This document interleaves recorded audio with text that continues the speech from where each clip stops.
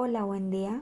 Hoy nuestro grupo, conformado por Felipe Navarro Cuenca, Laura Estefanía Peña y Carol Dayana Niño, hablaremos acerca de los briófitos alpinos y su función como indicadores del cambio climático. Introducción. El área estudiada son los Alpes austriacos.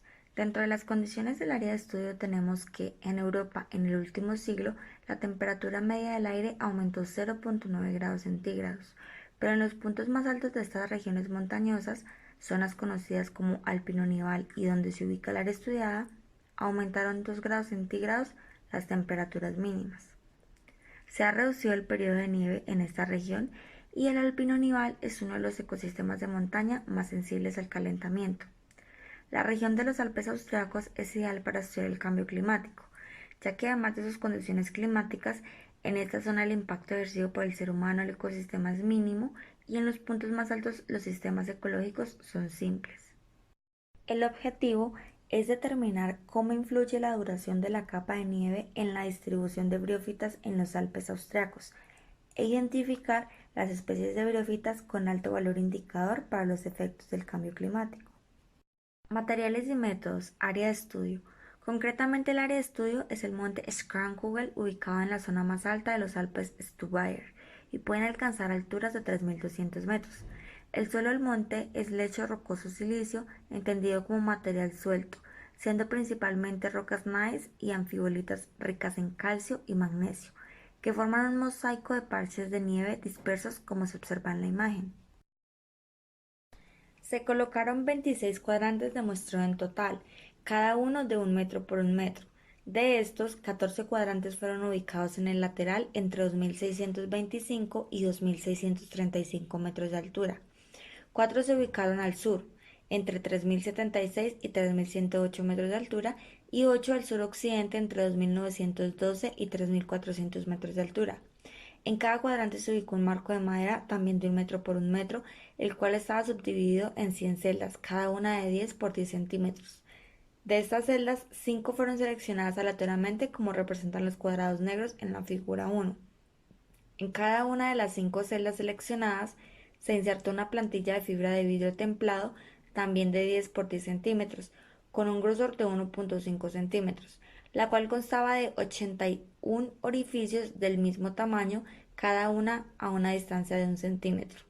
Por cada uno de los orificios se insertó una varilla de metal con la cual se señalaba la ubicación exacta de las briófitas. En total, los puntos muestreados con este procedimiento fueron 10.530. Los únicos individuos eliminados en el muestreo fueron los usados para identificar las especies. Temperatura. En los cuadrantes ubicados al sur y al suroccidente se registró la temperatura media con sensores ubicados a 1 y 3 centímetros del suelo en el centro del cuadrante, los cuales estaban en la sombra protegidos de la luz directa del sol. En el resto de cuadrantes ubicados al lateral, la temperatura del suelo se midió con sensores de temperatura autónomos que fueron enterrados 5 centímetros por debajo de la superficie en el centro del cuadrante. A ambos sensores de temperatura se les fijó una tasa de muestreo de 1,5 horas. Análisis estadístico de predictores bióticos. Cada cuadrante completo se tomó como una muestra, por lo que resultaron 26 muestras en total. Estas muestras fueron ordenadas y analizadas por medio de un programa. Con los resultados del programa se elaboró una tabla sinóptica para describir los diferentes grupos de las briófitas.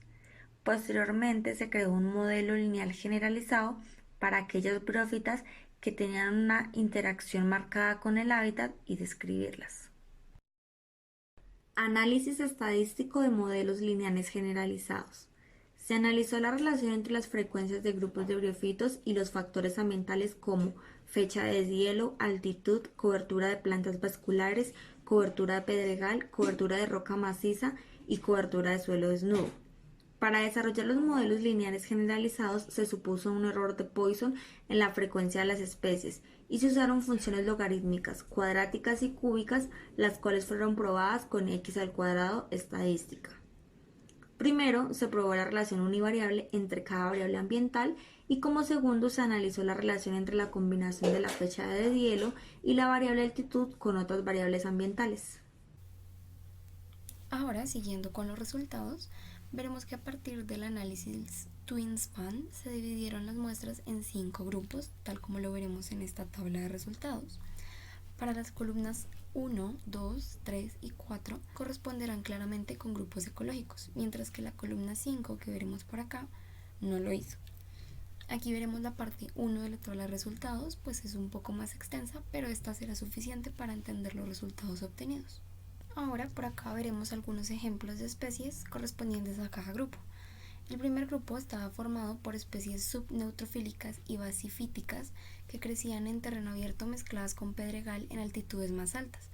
Como ejemplo tendremos la especie Hypnum revolutum, veremos por acá, mientras que el segundo grupo estaba formado por briófitas de pastizales alpinos abiertos, como la especie Polytrichum juniperinum, por acá veremos una imagen de referencia. Las especies del tercer grupo eran especies típicas de los lechos de nieve, como ejemplo tendremos a la especie Polytrichum sexangulare, y finalmente como cuarto grupo se identificaron briófitos de cojín en roca sólida, como la especie Grimia incurva, que veremos que presenta un crecimiento en forma de cojín. Así entonces tendremos un número total de especies de briófitos de 48, con números en cada grupo para especies de roca sólida 214, 339 para especies de campo abierto, 642 para especies de lecho de nieve y 762 para especies de pastizales alpinos abiertos. Ahora veremos una tabla de cuadrantes de muestreo en orden de clasificación según una fecha ordinal del calendario de la nieve derretida, es decir, las mediciones de temperatura de acuerdo a esta nieve derretida. Por acá veremos parte de la tabla de resultados obtenidos, que será suficiente para entenderlos. Dentro de los 26 cuadrantes de muestreo, la fecha de deshielo varió entre la fecha ordinal 121 y 193. Los cuadrantes que estuvieron dominados por uno de los 4 grupos de briófitos descritos anteriormente podrían asignarse a las siguientes fechas de deshielo. Para empezar, las especies del lecho de nieve quedaron libres de nieve entre los días 178 y 193, es decir, hacia el final del muestreo. Segundo, las especies de campo abierto fueron libres de nieve entre los días 131 y 153. Tercero, las especies de pastizales alpinos abiertos entre los días 128 y 174. Y finalmente, cuarto, las especies de rocas sólidas entre los días 121 y 152.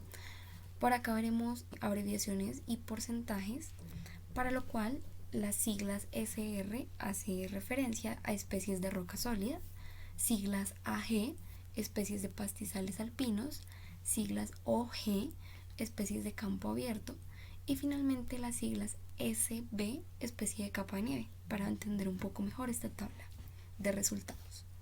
Ahora finalmente veremos una gráfica en la cual se ve la relación entre la fecha del deshielo y las frecuencias de los 4 grupos de briófitos que se encontraron en este estudio.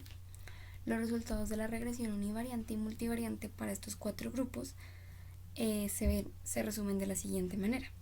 Para especies de lecho de nieve, el polinomio de segundo orden de la fecha del deshielo representó la mayor reducción en la desviación estándar de este estudio, y en el modelo de 2 variables se proporcionó no mucha explicación, es decir, este modelo de 2 variables no nos dio mayor información de la que se obtuvo inicialmente. Para las especies de campo abierto, la fecha de deshielo mostró la mayor influencia no lineal en este grupo de 4, demostrando una respuesta curvilínea, como lo podremos ver acá.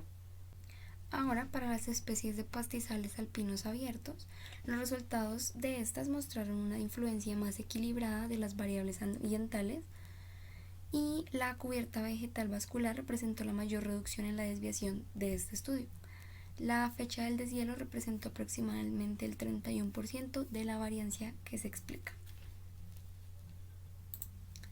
Finalmente, para el cuarto grupo, especies de rocas sólidas, a diferencia de los otros grupos ecológicos, la fecha del deshielo parece tener una importancia secundaria que explique la frecuencia de las especies de rocas sólidas.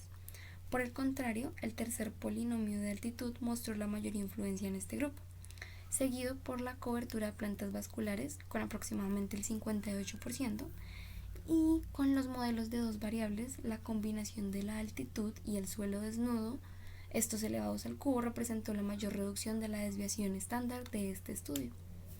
Así entonces podremos decir que a partir de la observación de estos resultados, aproximadamente desde el día 170, la abundancia de especies de nevados aumenta mientras que los otros grupos desaparecen. Con una fecha anterior desde el cielo se pueden observar cambios en la composición de especies.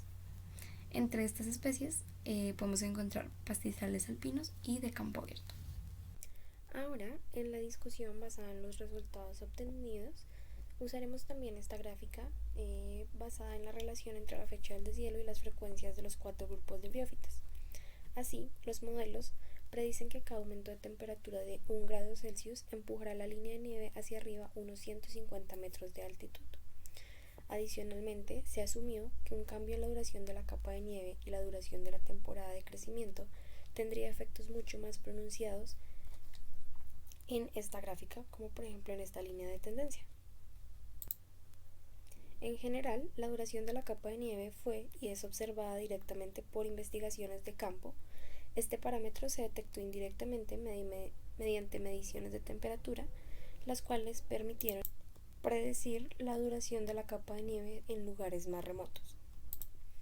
Adicionalmente, podremos ver cómo los briófitos alpinos servirán como indicadores del cambio climático, pues especies individuales o grupos de especies cuya distribución espacial esté estrechamente relacionada con factores ecológicos dependientes de la nieve, como por ejemplo la fecha de deshielo, podrán servir como excelentes indicadores para la investigación del cambio climático.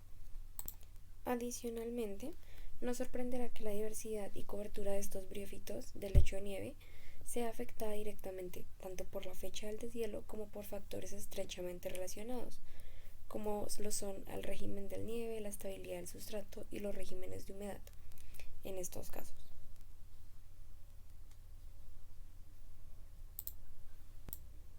Asimismo, veremos que la cobertura de briófitas de pastizales alpinos, acá veremos una imagen de referencia, estará influenciada por la cobertura de plantas vasculares y la fecha de deshielo, como se dijo anteriormente. Los cambios en la composición de las especies de briófitas parecen estar controlados principalmente por la competencia de las plantas vasculares y los cambios en el régimen de nieve. Por lo tanto, su valor indicativo es algo limitado. Conclusión. Evaluación del valor indicador de briófitas. Con base en este estudio se determinó el valor indicador de los diferentes grupos de briófitas alpinas en el cambio climático. La fecha de deshielo es un indicador intrínseco del cambio climático debido a que la cobertura de especies de lecho de nieve y de campo abierto se determinan con esta fecha y con la cantidad de parches abiertos en el suelo. Los factores bióticos y abióticos son indicadores bajos. Con estos se determina la cobertura de pastizales alpinos, pero hay fuerte competencia con plantas vasculares. Finalmente, la migración ascendente de plantas vasculares es un indicador indirecto, porque esto puede afectar la distribución de briófitas en pastizales alpinos.